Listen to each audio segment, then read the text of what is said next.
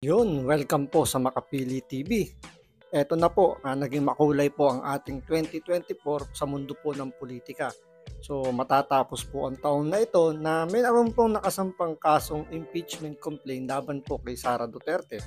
Ngayon po, dun sa isinampang kaso po ng Makabayan Black. So tatlong impeachment complaint at lahat po yun, ang pinaka-grounds po is betrayal of public trust. So kung iisipin nyo, yung tatlong isinampang kaso, hindi nila pinag-isa, parang pinalalabas nila rito na marami pong nagsampa ng reklamo kay VP Sara. Pero ikinabit parang hindi masyadong iniinda po ni Sara Duterte yung mga complaint na yun dahil tiwala siya sa kanyang sarili na wala siyang ginawang masama o wala siyang ginawang mali doon sa kanyang confidential funds. Pero gayon pa man, naka-ready naman po si VP Sara at haharapin po niya yung impeachment complaint kasi nga para po sa kanya mas okay na rin po yung nangyari dahil nga wala siyang tiwala doon sa ginawang hearing ng komite ng Good Government and Public Accountability ni Congressman Chua. So kumbaga doon nahatulan na, pero dito sa mangyayaring impeachment is magiging patas po yung magiging paglilitis dahil meron ng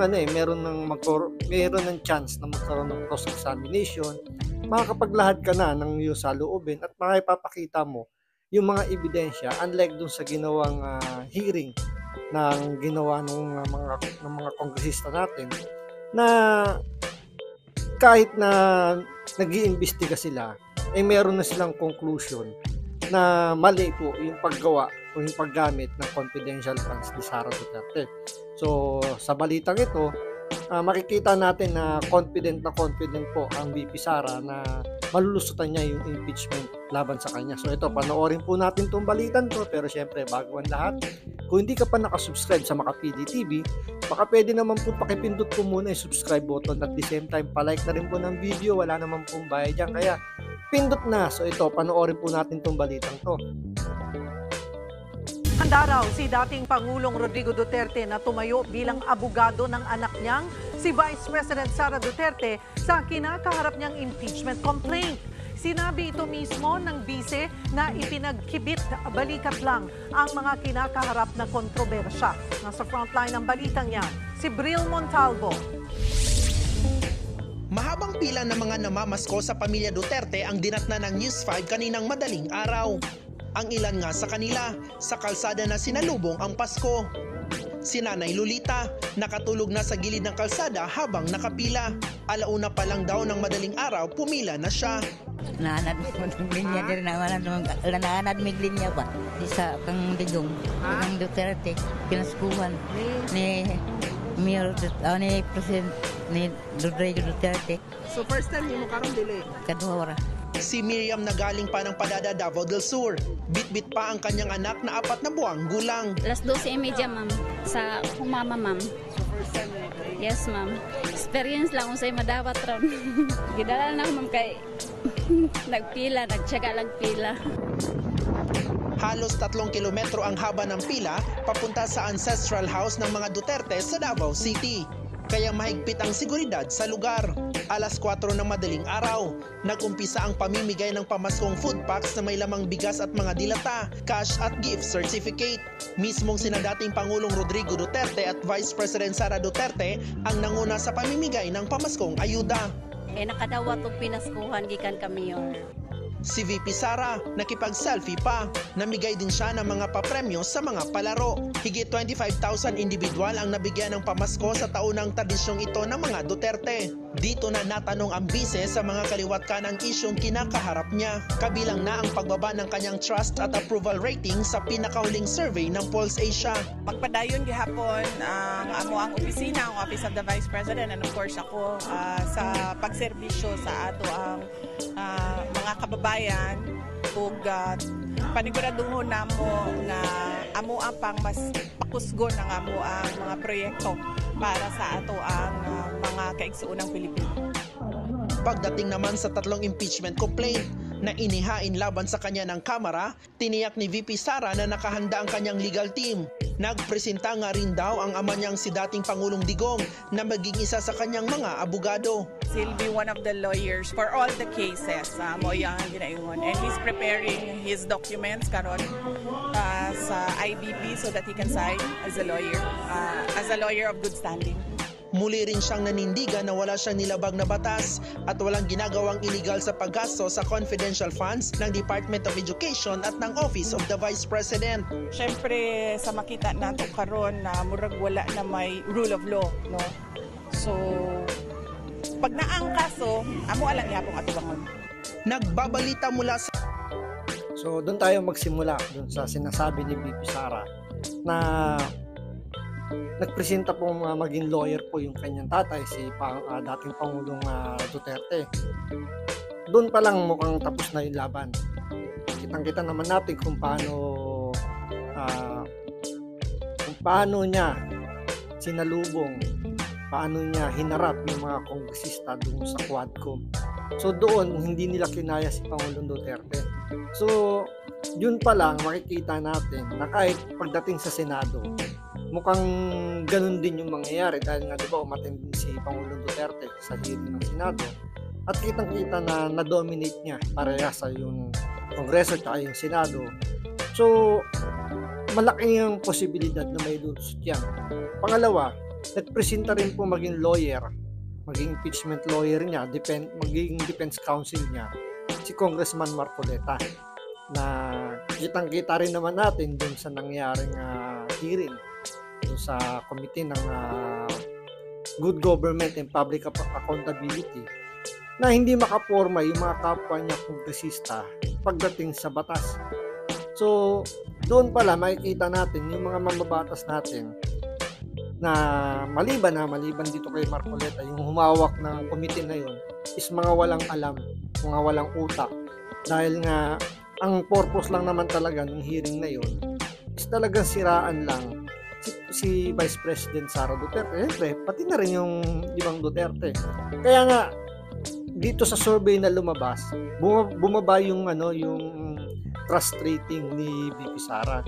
Pero hindi naman nila highlights na bumaba rin naman yung trust rating ng ibang mga namumuno po sa gobyerno natin katulad ni Bongbong Marcos, ni Speaker Romualdez. Still, si Vice President Sara Duterte pa rin yung may mataas na trust rating. Kahit na bumaba siya, pero ang ina-highlight is bumaba lang yung rating niya. Pero hindi sinasabi na naungusan siya. Siya pa rin yung number one or siya pa rin yung mas pinagkakatiwalaan kumpara doon sa ibang leader ng gobyerno natin. So, walang bearing doon sa sinasabing bumaba yung trust rating niya. So, parang parang wala ring effect. Pero although naka-damage pa rin ng kahit konti yung mga nangyaring hearing sa Kongreso dahil bumaba nga yung trust rating ni VP Sara. Siyempre, hindi natin may iwasan yun dahil nga yun kasi yung pinalalabas. So marami sa mga kababayan natin kapag hindi talaga masyadong interesado sa politika, medyo sila yung nagkakaroon ng sila yung mas madaling maimpluwensyahan dahil nga kung ano lang information na naririnig nila, napapanood nila sa TV. Siyempre, di ba, sa mainstream media, ang minimum natin dito sa Pilipinas, hindi pa ganun ka-dominate yung social media. Meron pa rin mainstream media dahil hindi naman lahat is mayroong access sa internet. So yung iba sa TV pa rin kumukuha, sa mainstream media, sa stream media pa rin kumukuha ng information. So meron pa rin silang nai-impluwensya. Kaya kapapano, siguro pag tinatanong dito sa survey, karamihan sa mga natatanungan nila is nakukuha nila information is galing sa mainstream media.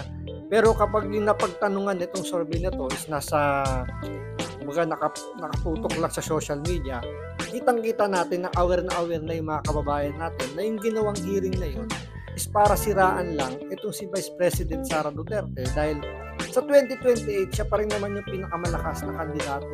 Walang ibang kandidato na pwedeng tumapat sa ngayon kung sakasakali. Pero hindi pa natin masasabi sa 2028, siyempre malayo pa. marami pang pwedeng mangyari. Pwedeng marami pang gawing diskarte yung mga tambaluslos sa Kongreso dahil nga hindi pa sila tapos, sabi nga nila, hindi pa sila tapos mag-imbestiga. Kumbaga, tinapos lang nila yung gantong chapter na to, pero meron pa silang ibang niluluto para sa pag-iimbestiga dito kay Vice President Sara Duterte. Kaya yan yung aabangan natin kung ano pa yung magiging susunod na hakbang ng Kongreso, kasi nga itong impeachment complaint na isinampa kay Vice President Sara Duterte, kumbaga wala namang bearing eh. Doon pa lang sa ikinaso nilang betrayal of public trust. Napakalawak po ng betrayal of public trust. So paano nila maipuprove yun kung yung COA naglabas na ng statement na nagamit o wala namang mali dun sa paggamit dun sa confidential funds ng ni Vice President Sara Duterte. So ano pa yung ipuprove dito ng impeachment na betrayal of public trust kung yung COA na siya yung talagang magsasabi kung nagamit ba ng tama o hindi yung pondo, sinasabing walang problema dun sa paggamit ni Vice President Sara Duterte doon sa kanyang confidential funds. So paano pa ipuprove itong mga nagsampa ng impeachment complaint na ang kaso is betrayal of public trust? Tapos tingnan nyo pa yung timing. Paano pa naman uunahin ng mga kongresista yan?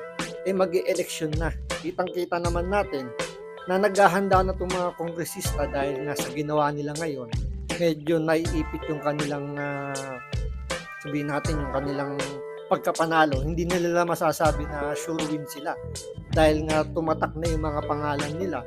So, kitang-kita yung mga kabulustagan na ginawa nila doon sa Kongreso sa panggigipit nila kay Vice President Sara Duterte. So, nanganganib na yung kailang kandidatura. Kaya ngayon, ang ginagawa nila ngayon is magpo-focus muna sila sa kanilang kandidatura. So, hindi na nila bibigyan ng pansin yung impeachment complaint. Tandaan nyo, sa May 2025 po ang eleksyon at napakaiksi lang po ng panahon para sa campaign period. So, yung iba dyan, ngayon pa lang, as early as now, nagano na yan, nagpe-prepare na yan. Kaya nga kung makikita nyo sa mga kaliwat kanan, di ba? May kanya-kanya na silang mga poster na hindi pa naman pasok sa campaign period, pero siyempre wala naman nakalagay na vote, di ba? Sa mga tarpaulin nila, pero nakalagay na yung mga number nila. So ano pang ibig sabihin? No? Siyempre, nagpo-promote na sila ikakandidato.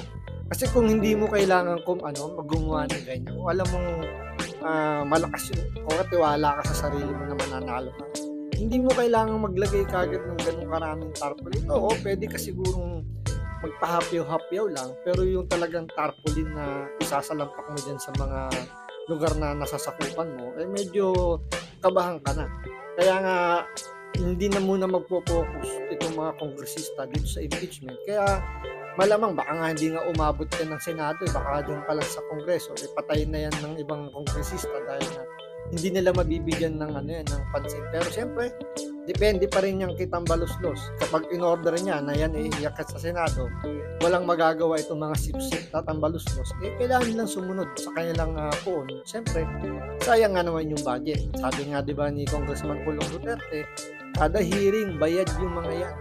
Kaya kailangan nilang pumondo ngayon para if ever, diba, win-win solution, hindi man sila manalo sa eleksyon, nanalo pa rin yung kanilang bulsa dahil sa mga nakuha nilang bayad doon sa hearing. So, yan po yung aabangan natin sa mga susunod na araw. So, maraming salamat sa panonood. Ingat po kayo lagi. God bless.